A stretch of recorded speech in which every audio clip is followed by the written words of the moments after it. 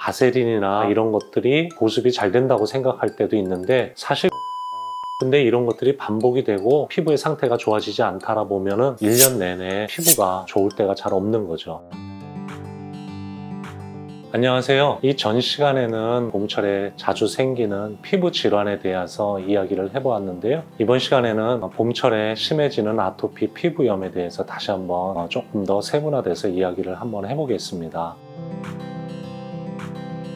봄의 특성이 있기 때문에 그렇겠죠. 일교차가 심하다든지 습도차가 심하다든지 이럴 때 피부가 더 건조해지고 더 가려워지고, 그렇기 때문에 아토피 피부염이 봄철에 심해지는 환자분들이 계시죠. 그 이유는 피부 안에 진피층에 수분이 부족하기 때문에 그래요. 아토피 피부염이 없는 분들 같은 경우에는 진피층이 수분이 충분히 있기 때문에 피부 겉에도 안정적이고 예민하지가 않아서 습도나 온도의 변화에 대해서 민감하지가 않은데, 아토피 피부염을 가지고 있는 분들은 진피층이 많이 건조하기 때문에 피부가 많이 예민해지는 경우가 많아요. 그래서 봄철에 이렇게 건조하거나 온도의 차가 심한 경우, 이런 것도 하나의 자극이 되어서 피부에 염증을 일으키게 되는 거죠. 봄철뿐만 아니라 다른 계절에도 심해지는 환자분들이 자주 계시는데요. 이런 것들이 반복이 되고 피부의 상태가 좋아지지 않다라 보면은 1년 내내 피부가 좋을 때가 잘 없는 거죠.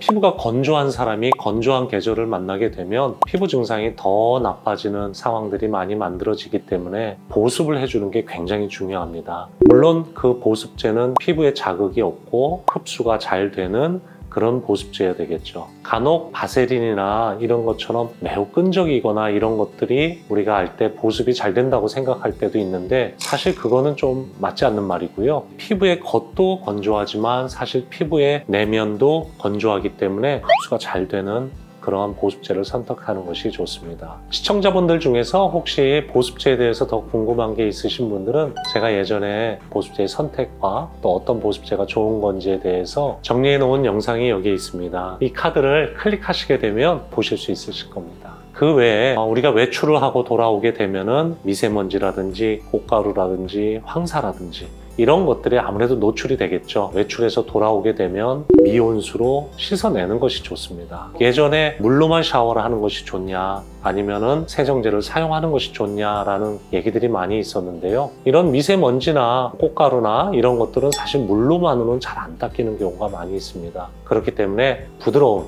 세정제를 이용해서 가볍게라도 피부를 닦아주는 것이 좋고요. 그 이후에 보습을 해주는 것이 가장 좋을 것 같습니다. 간혹 피부가 건조하기 때문에 샤워를 너무 자주 하면 좋지 않지 않느냐, 이렇게 물어보시는 분들이 많이 계시는데요. 맞습니다. 피부가 건조하기 때문에 샤워를 하고 나서 보습을 안 한다면 오히려 더 나빠지겠죠. 하지만 그런 물질들이 묻어있는 상태에서 그냥 잠자리에 든다든지 했을 때는 아마 그걸로 인해서 가려움이 더 심해질 겁니다. 그래서 이런 봄철에 피부가 건조할 때 저녁마다 샤워를 하시고 그 위에 보습을 해줘서 청결과 보습을 함께 유지하는 것이 봄철 피부 관리의 가장 중요한 점 중에 하나라고 할 수 있습니다.